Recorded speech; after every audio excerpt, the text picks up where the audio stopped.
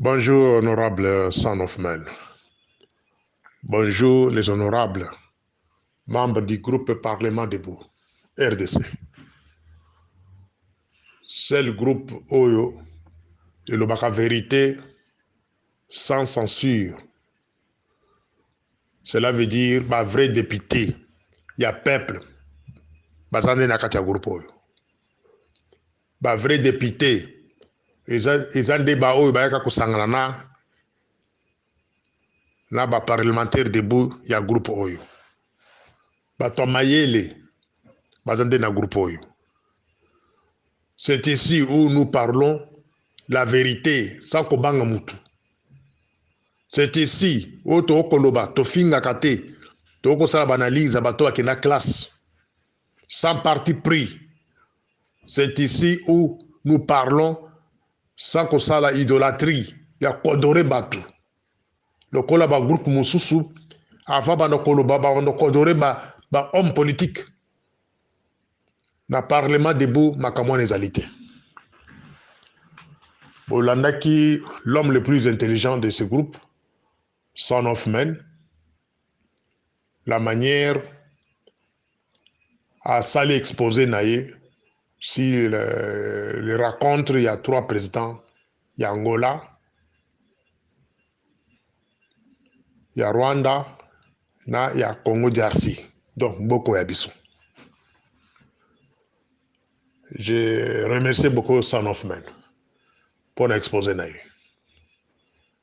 Pour Nangaï, Morning Star, n'a pas qualifié rencontre wana rencontre inutile.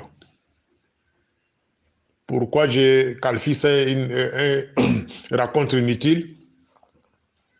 C'est parce que Mbongo à l'État et Bimaki à l'État pour rien. Donc, Félix Akina a le tourisme na kati Angola. Après avoir mis Mbongo à l'État na caisse à l'État, à Angola, pour rien. Deuxième constat na Sali, Tomoni ministre de la défense na kati ya délégation wana. Ba technicien état-major, ba monanité. Ceux qui bakindaki tamien, mais selon les infos que nous avons, les techniciens et état-major, bato baibi bakamba bitumba, bazala kité. Bato bakindaki bakompagna qui est, c'est un certain Serge, son envoyé spécial, et Bisselel. Des infos bistos en ango, mais nous vérifions encore, nous continuons à vérifier à Koyeba, est-ce que ba technicien état-major bakendaki, en commençant par son ministre de la Défense, est-ce que bakendaki ou bakendaki te? Mais ceux bakendaki te, ils apprennent à nini. Donc, Félix doit nous expliquer pourquoi bakendaki te. Voilà le quoi le bosso. Maintenant, batubakotuna pourquoi je qualifie cette rencontre inutile. Pourquoi nous avons qualifié inutile? C'est parce que Félix et Kagame bazo ko avancer biso, donc bazo ko pousser biso vers les formules du Soudan du Sud. Nous avons avancé vers les formules du Soudan du Sud. Formule à Soudan du Sud des anini. Bato bazana mayele, bato bayebi politique africaine. Bakomona ke esika Félix a komema biso lelo na Kagame. C'est pour arriver à un jour boyoki kenon les rwandophones au baza majoritaire aujourd'hui na parti où babengi Rutshuru et consort ba déclarer un état indépendant de côté wana ya ba rwandophone. Bolanda nde maloba ya Kagame tout au début ya guerre oyo. Kagame il parle à la communauté internationale, donc à la fameuse communauté internationale. Obinu boko banga que M23 est sous une rébellion congolaise. M23 ezali mouvement rwandais oyo ezokobondela ba minoritaire les rwandophones oyo bino bokolinga te na Congo. C'était une déclaration oyo esengaki ke ba intellectuels congolais ba engager un débat sur ça. Les parlements congolais devraient engager un débat sur ça. Quels sont ces gens-là qui ba congolais ba kolinga te? Soi-disant Banyamulenge balinga ba na mboka te. Banani ba ko diriger biso dedans. N'est-ce pas les Banyamulenge? Les Banyamulenge dirigent l'armée. Les Banyamulenge dirigent la République. Bazana kati ya présidence majoritaire kuna. Na cabinet ya Mama Nyakero baza kuna ibele ba onde ba kopesa loi na mboka. Les Banyamulenge bazana kati ya police, bazana DGM. Bazana kati ya ANR. Siko, lui Kagame va nous dire ici que non, les Banyarwanda ne sont pas les bienvenus au Congo. Voilà pourquoi il a créé l'M23. C'est une question que beaucoup des intellectuels devraient se pencher et puis étudier sur ça. Mais Botiki Félix a dépensé bon à l'État pour rien dans Kati Angola. À qui on va dans la table de négociation de Kagame, Kagame, qui n'est pas le représentant du M23, qui n'est pas porte-parole du M23, va déclarer les cessez-le-feu. En qualité de qui? Ça, c'est une question que je pose à Félix. Kagame a déclaré à cause de cessez-le-feu sur quelle base? Pendant que cette rébellion est dans le Congo. Mais ils ont déclaré ouvertement que non, tout cessez-le-feu, toutes les parties vont cessez-le-feu. Oui, cessez-le-feu devrait être déclaré avec les membres du M23 autour de la table. Mais on va la quitter. Mais Kagame représentait qui là-bas? Ça, c'est une question que je pose aux gens. On va encourager Biloko Félix Akila en Angola. Non, c'est du positif. Est-ce que Mitou n'a pas constaté?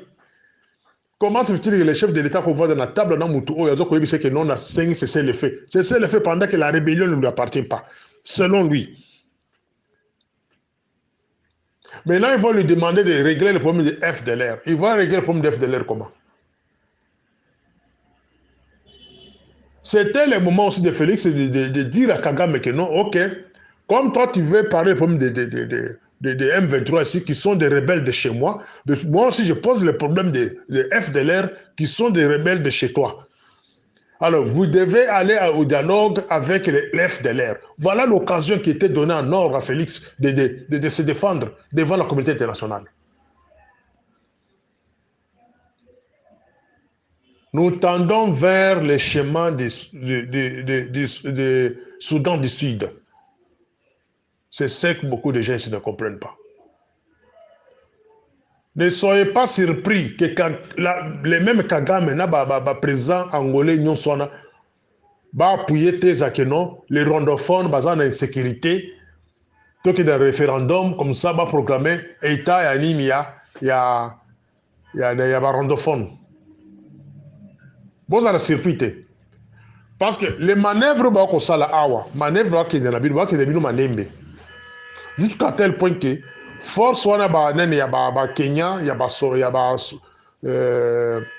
Tanzanien, ba Burundais, Ougandais, Rwandais consort. Ce qui force wana kiti na est wana. Nous allons procéder dans la phase wana que les rwandophones vont poser problème à que non. Côté wana est comme un État indépendant. Donc, on Félix a consort ngolé consort, médiation consort, c'est une distraction, c'est une façon d'endormir le peuple congolais. Vous êtes distrait. Le temps que vous êtes distrait, ba force wana batuana ba bengi ba nélotique. Une fois ba kiti na côté wana bazana appui à communauté internationale. Côté est wana pays. Maintenant, je demande aux ressortissants, il y a Goma, na Bukavu. Bal et Kanabino. C'est à vous maintenant de jouer. Est-ce que vous allez accepter que Banyangala Kotawana ou Babeni la force des pays de l'Est va quitter na côté wana ou quitter? C'est à vous de décider parce que ça m'a belé Nabino. Biso bata ba province mususu toza Nabino. Donc abandonner Binoté parce que c'est votre terre. Tokoti Kabinoté. Vous devez vous battre. D'abord, la première des choses, refuser que cette force-là, il y a des lotiques et qui étaient dans l'Est à Congo. Bobo Yango. Commencez par là d'abord. Ce Bobo est et puis vous exigez dialogue. Dialogue, vous exigez ce que vous avez dit. Na FDLR, vous avez dialogue, vous avez dit Est. Vous avez dialogue, FDLR, vous avez Kati, M23, vous avez Kati. Et devant la fameuse communauté internationale, Moutouna Moutoua, l'Obali, les autres. FDLR, vous avez posé à na mboka na ye. Parce que Rwanda, ils ont terme à Bango. M23 qu'on nous parle aujourd'hui, M23, ils ont Rwandais au Kagame fabriqué à Tchelbi sur le Congo, soit disant rebelles congolais, qui nous disent aussi bazo kolokanine. Conquête à pouvoir, bazo kolokanine. Et que l'État congolais devrait quand même se montrer que Aza État, Aza ko diriger Mboka. L'État qu'on a le naïf jusqu'à ce niveau-là, non. Et Félix doit éviter d'engager les pays seuls. Nous sommes dans un régime semi-présidentiel. C'est le premier ministre qui devrait commencer à engager déjà des rencontres, pas lui. Il n'est pas le chef du gouvernement. Est-ce qu'il y a des juristes dans ce groupe aussi qui contredisent dans Kamuna Koloba? Tous un régime, tous un régime totalitaire, où le chef de l'État peut prendre l'engagement seul. Non. Il devrait laisser le premier ministre s'engager dans le genre de choses. Au moins, Kagame Ouzonga Sima. C'est qu'il y a un cas comme Michel Bosso, comme on est faible, présent, faible, très faible. Dans la décision, je suis à Aza ko voyager, mais Aza n'a pas technicien. Ils vont nous dire que c'est le bien Claude Ibalanki. Ils ont quelle expérience sur le plan armé et sécurité.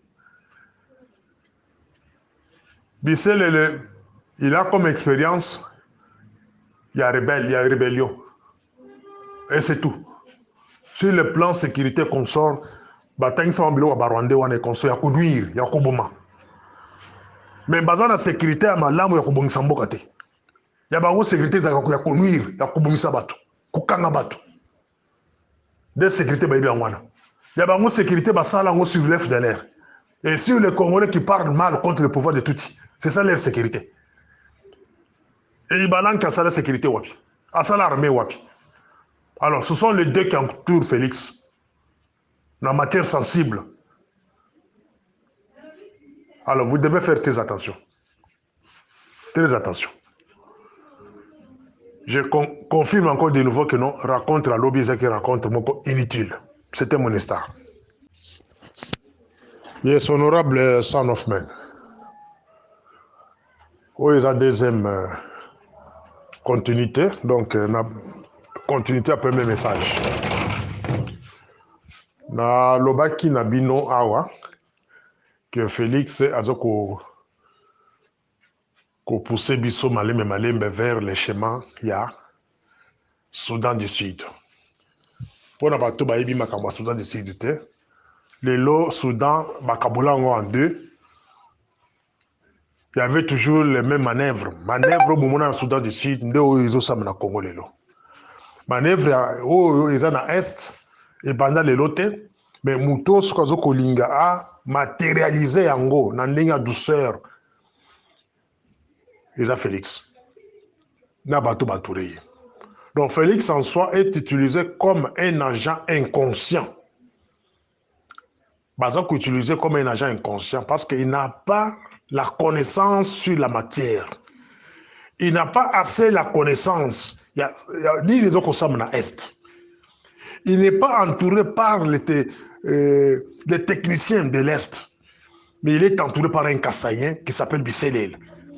Celui-là qui est son conseil principal dans Makamba Est. Il est entouré par un homme de Bandundu qui s'appelle Claude Balanki, qui ne connaît absolument rien de l'Est. Azana notion Mogota Est. Des moutouana ba PC pouvoir, il y a quoi de Makamba Est. Des bateaux y a voyagé en avion, parce que c'est en anglais. Quelle naïveté. Alors, Batumi Balewana Bazo Conseil Félix que Tokende na schéma ya Soudan du Sud.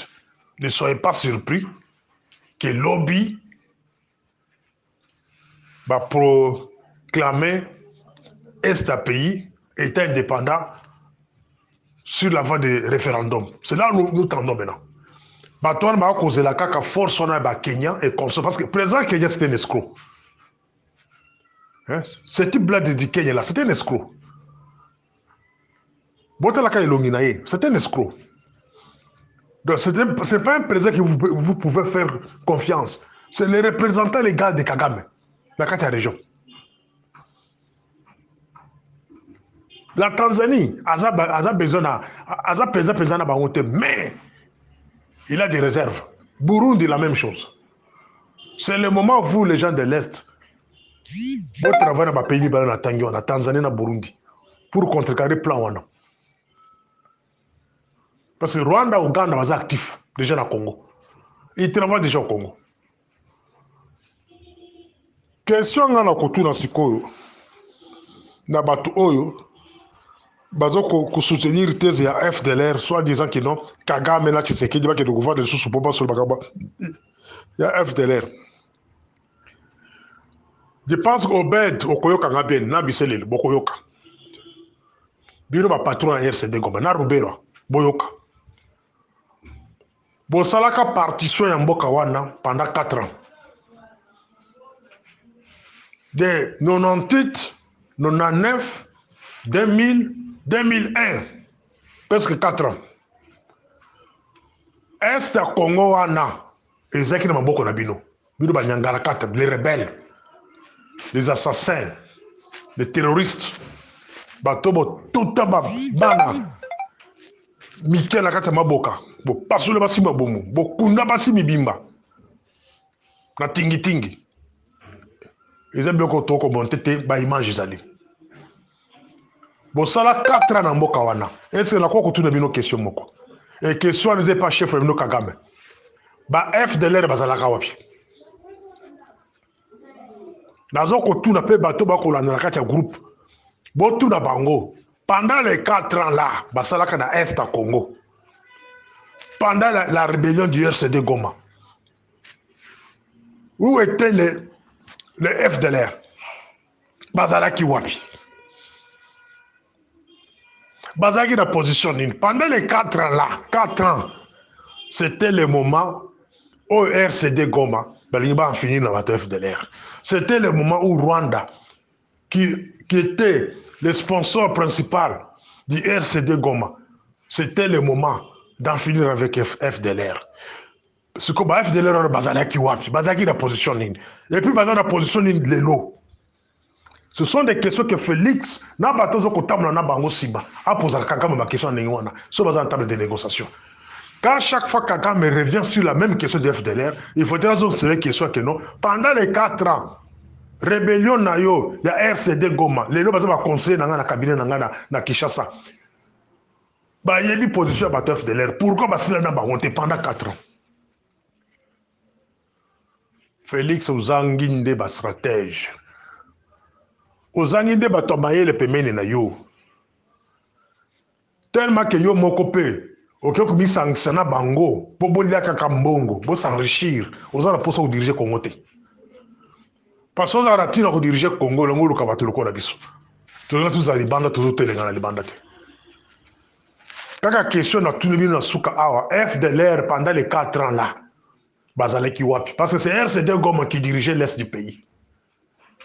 Bango bakedaka wapi bato wana na moment wana. Bozangi nde bato mayele. Bozangi bato mayele. Nous tendons vers le chemin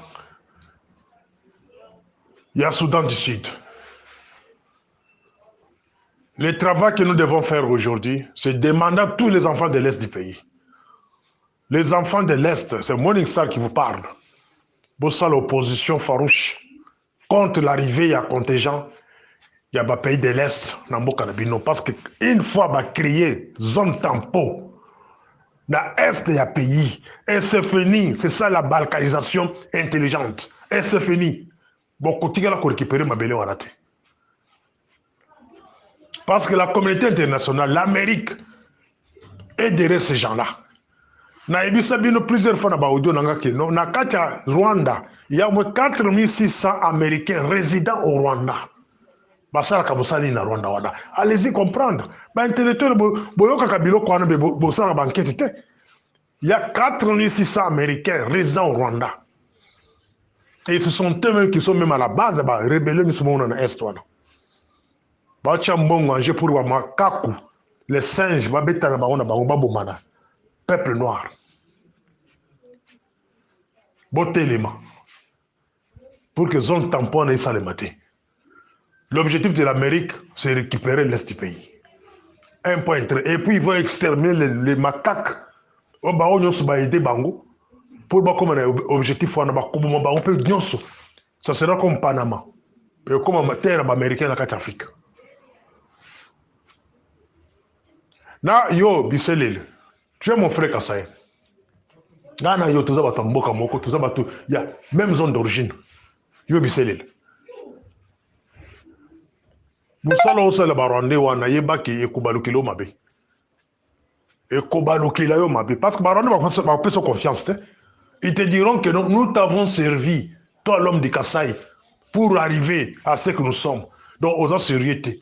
Dengue, tu utilises yo, tu peux utiliser yo contre nous, bakoboma yo. Au tiro ko évoluer te, pe bakoboma yo moko te obona famille na mbimba. Demona Félix. Après avoir conservé Batouana, yebaki bakoboma yo, yo moko te na famille na mbimba. Les nélotiques batikala ko salisa bango te. Na pesa bino liste bato oyo ba nélotique babuma. Bato nyonso basalisa bango na kati ya Congo wana babuma bango nyonso. Ngando Kisasi babuma ye asalisa bango. Masasu Ndanga asalisa bango babuma ye. Laurent Désiré Kabila babuma ye. Kakudi babuma ye. Victor Mpoy babuma ye. Mbaya babuma ye. Miranjoku. Donc bato nyonso otanga wana ba occuper ba poste clé na compte ya bato ya babemba nélotique. Pourquoi Kaza de Nyembo akufaka te? Azu comme Kaza de Ami Bambe, mais c'était nélotique. Moutou a fabriqué. Mais c'est notre ancien Kouloutou. Na kati ya nini ya ba service. Mais bato ba fulaye, ils a banane, ils a ba rwandais, ils a Kaza de Nyembo. Mais pourquoi akufaka te? Pourquoi ba kangaka ite? Bato nyonso sala Kaza de Nyembo, ba lumbu. Basamba Kaputu, tout, babuma bango. Mutu asuke tereka debe. Wana neda zoko bekebi sabato baina Félix bazo kolia mbongo na présidence ngulu babu ese vime bolata ba veste bota na ba voiture Alix bazala na ba plaque ya présidence bomoni keza lokumu ba kosili sabino lokola ba mbwa. Nélotique basakana na ete nélotique alala na ntaba na kati na ndako. Alala na ngombe na kati ndako ya ebilix ta me bilita la balix boza nango boko kufwa bandako bako botola yango bozo kanisa ko sala sa nélotique eza lokumu nélotique sozo salisa ye après akoboma yo. Les Américains, les Britanniques, les Français bangunde baza da est wana bachi ba makaku liboso basalisa bango. Bana Est Bobangate, Morning Star est avec vous. Morning Star est avec vous. Je suis la voix de sans voix. Moussala Langeza Kolobelabino. Vous exigez dialogue cette fois-ci avec les soi-disant FDLR. FDLR, il faut participer à un dialogue, non sauf Félix Abankokende. Sauf à Nairobi, FDLR Fazalawana. Vous, les gens de FDLR, vous exigez le retour de Bino Rwanda, vous exigez le dialogue avec Kagame. Pourquoi vous venez? Autrement dit, vous avez pas complice peut-être. Pourquoi vous avez nié? Vous avez 4 ans, na bato RCD Goma. Vous avez 4 ans, na Bango. Katambo Kawana. 4 ans, Bino bato FDLR. Pourquoi vous avez na Bango? Pourquoi vous avez ça Binote? Et bien, vous posez problème à Bino Lelo que Félix a ça yango. Donc, cette fois-ci, quand il y a des dialogues, Il faut que la paix ou un emploi exiger présence de la table de négociation. Vous devez parler sur votre problème. Il faut pas non. Et si vous ne parlez pas, cela montre que vous êtes aussi des complices, les gens de FDLR. Hein? Les anciens rebelles du Rwanda. Je pense que le message est là. C'était Morning Star.